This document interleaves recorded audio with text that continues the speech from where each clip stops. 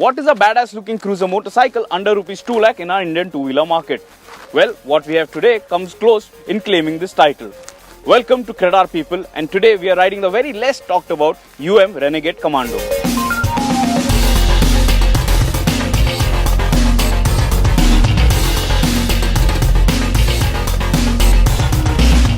Stands for United Motorcycles, and it is an American two-wheeler brand selling bikes in India in association with Lohia Auto. Bikes are locally made here in India with parts being sourced from the Asian continent. The bikes were first revealed by to the Indian audience at the 2014 Auto Expo, and sales have begun almost a year back. The Renegade Commando has been priced at Rs 1.82 lakh ex-showroom Thane and now is BS4 compliant as well. At this price, it rivals the likes of the Royal Enfield Classic 500, but under the skin, it is much more of a rival to the Classic 350. So how does this motorcycle stack up in satisfying the biker within us? Let's find out. Motorcycles has made a serious effort in ensuring that when one looks at the Renegade Commando, there is enough curiosity generated to swing a leg. The bike sure does look good and gets a second glance without trying too hard.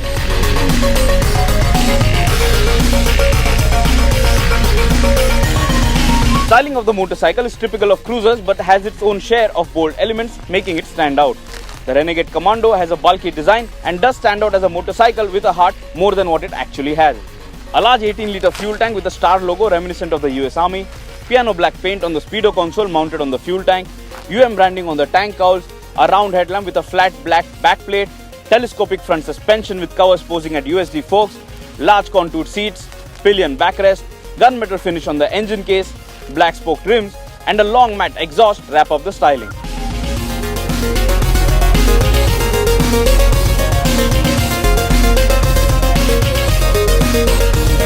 The speedo console of the Commando has an analog speedometer and a small digital display below which shows you data such as fuel lever, gear indicator, trip meters, and a couple of telltale lights. There is also a USB charging point next to the speedo console which helps you to go that extra mile with your cell phone. The radiator cover section below looks very stylish when looked at and covers every component nicely, posing much like the Harley Street 750.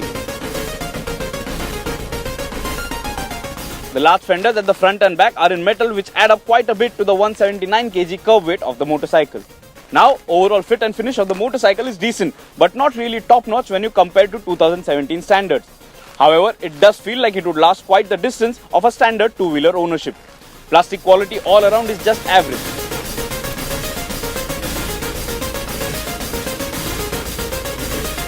Commando has pulled back handlebars and a riding position which makes you feel comfortable but not really spot on.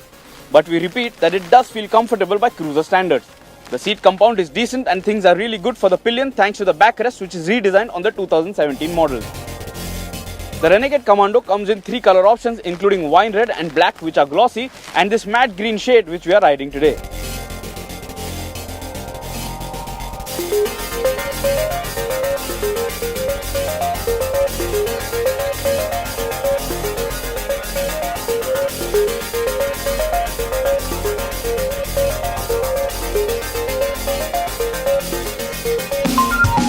Powering the Renegade Commando is a 279.5cc single-cylinder 4-stroke 4-valve liquid-cooled motor producing 24.8 bhp of power at 8,500 rpm and 23 Nm of torque at 7,000 rpm.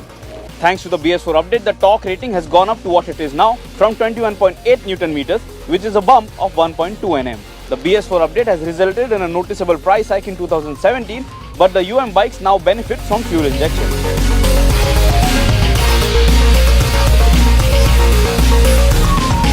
Now this bike will be compared a lot to the likes of Royal Enfield, but the engine is completely different in nature with its shorter stroke. The good part about this difference is that you can play around with this engine way more than you can on an Enfield, but there are vibrations which would ask you to cool down a little.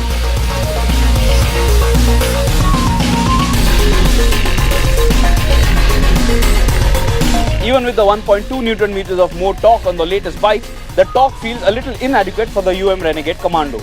You notice this especially when moving off the line, but once in motion, the engine overall fares decent.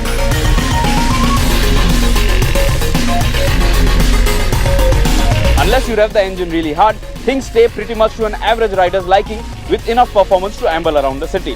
Mid-range performance is the highlight of this engine.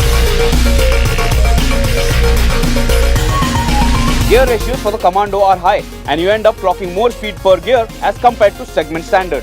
But then we recommend shifting up before the red line as the engine does feel a bit coarse when the needle climbs. The 6-speed gearbox is not really slick as we had to make a conscious effort to change the cog. For the speed-loving audience, the Renegade Commando does well over 130 km per hour, which is higher than its thumping rival. The Renegade Commando rides on a 41mm telescopic front fork and twin hydraulic rear shockers with conventional springs without any gas charging. There is nothing to highly talk over what's under the skin with a normal dual cradle chassis as well. But overall, the ride and handling package fits our Indian road conditions pretty well. With 200 mm of ground clearance, the Renegade Commando glides over rough patches as well as speed breakers with ease even with 2 up. Suspension soaks up the bumps without bottoming up and keeps both the rider and the pillion happy. The Renegade Commando runs on TVS tyres and gets a 280 mm front disc along with a 130 mm rear drum brake. Braking performance was decent, but the feel, especially on the front brake, was lacking. The setup from Endurance could surely do better. Well, with Royal Enfield caught in a fix and being really openly bashed, it is a good opportunity for motorcycles to come out and get some attention.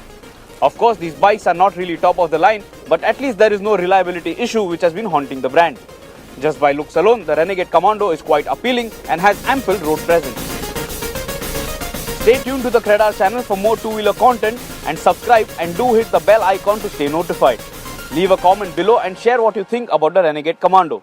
Till next time, ride safe.